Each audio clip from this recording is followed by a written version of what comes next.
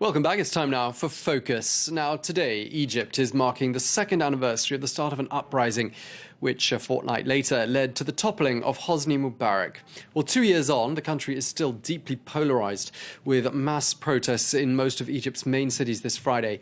The crowds are calling on Mohammed Morsi and his Muslim Brotherhood to go. Well, as mobs smashed up and set fire to some of the Brotherhood's offices, Morsi's party spent today planting trees, its members comparing Egypt's rocky transition to the challenges faced by the Prophet Mohammed when he founded the city of Medina in the 7th century. Well, with the country in this new phase of upheaval, France 24's Mark Thompson takes a look back now at what's happened during these past 24 months. Protesters throw rocks and brandish tear gas containers in Tahrir Square. It was here 2 years ago that thousands gathered to rise up against then-President Hosni Mubarak. Today, they're not celebrating the anniversary of a revolution, but expressing their frustration at the country's lack of progress. Many say the new Islamist-led government haven't fulfilled their economic and social demands. We went into the streets to cast our votes, but we made a mistake and we chose badly. Our revolution is not for destruction. We will retrieve our revolution to make Egypt and future generations happy. Our demands are dignity, humanity, and proper salary. Some, like Wafa Sobi, whose 19-year-old son died in the clashes 2 years ago, accuse President Mohammed Morsi of betraying the ambitions of secular protesters. Morsi promised that he would fulfill the goals of the revolution, but I see him only fulfilling the goals of his own party, the Muslim Brotherhood. He has split the nation in two, but the revolution will continue until it fulfills the demands of the people. It's a far cry from the wave of hope and optimism which came after former President Hosni Mubarak was ousted after weeks of violent protests in 2011.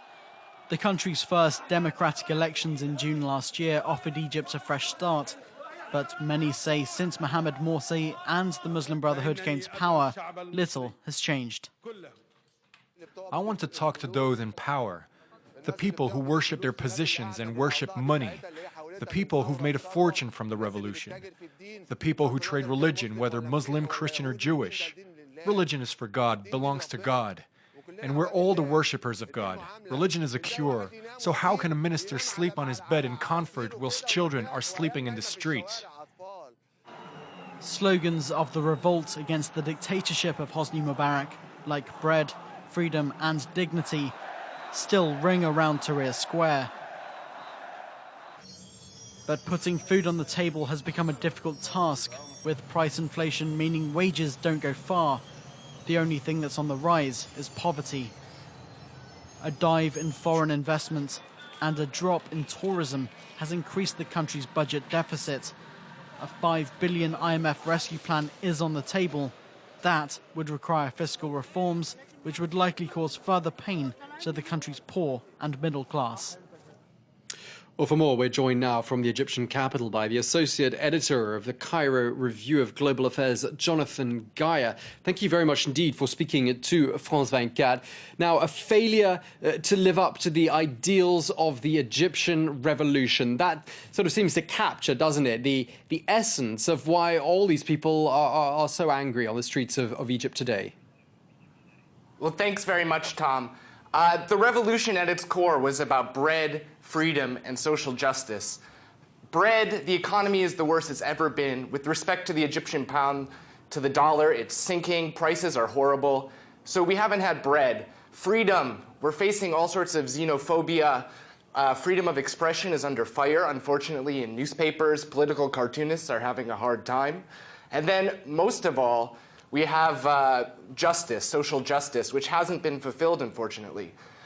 There were about 1,000 martyrs who were killed in the revolution, which is itself a tragedy. And this is what people are remembering today. Now, the majority of protests are peaceful, so don't let all the shots of tear gas make you misunderstand what's happening. But there is a core group of angry, unemployed youth unemployment. The informal sector is a huge problem here. There are no jobs, there are bad jobs, and people are really struggling to put bread on the table. And with regard to social justice, I think the biggest tragedy we've seen is that 15 times the amount of people who died in the revolution, almost 15,000 people in the last 24 months, have died in accidents. There have been train crashes in the last month. There were 90 people killed last week, and there were 50 children killed in November in a train crash. I think that this is an urgent issue for the Morsi administration to deal with. And frankly, it's something people are waiting for. People really want safety and some semblance of peace to return to the streets. So lots of anger, as you said, and for a variety of reasons. But if Mohammed Morsi and his Muslim Brotherhood can get the economy back on track, it sounds to me as though they've gone a long way to addressing some of those concerns. Well, definitely the economy is the #1 item on people's minds. People have to pay all sorts of electricity, gas, and food bills that are exorbitantly higher at the moment due to inflation. But at its core, Morsi had initially discussed a renaissance plan for Egypt's economy, and unfortunately we haven't seen that renaissance yet. We have a technocratic government, we have negotiations with the International Monetary Fund, but in reality, an IMF loan would spell austerity measures, and these neoliberal policies would pose a major challenge to Egyptians all across this country of 90 million people who are really struggling on a day-to-day basis. Tourism is perhaps the biggest problem at the moment. Yeah, so austerity, as you say there, I mean, that's going to make things even harder for the average Egyptian and make the pinch even tighter. Now, Jonathan, some of the banners that I saw there were reading something along the lines of no to the corrupt Muslim Brotherhood government. That issue of corruption, is that a view that's sort of commonly held as being a problem with the Muslim Brotherhood? Well, I'd say corruption is just rampant throughout the state apparatuses in Egypt. We have the remnants of the former regime at work in many of the ministries and many of the companies, in many of the official industries throughout the country.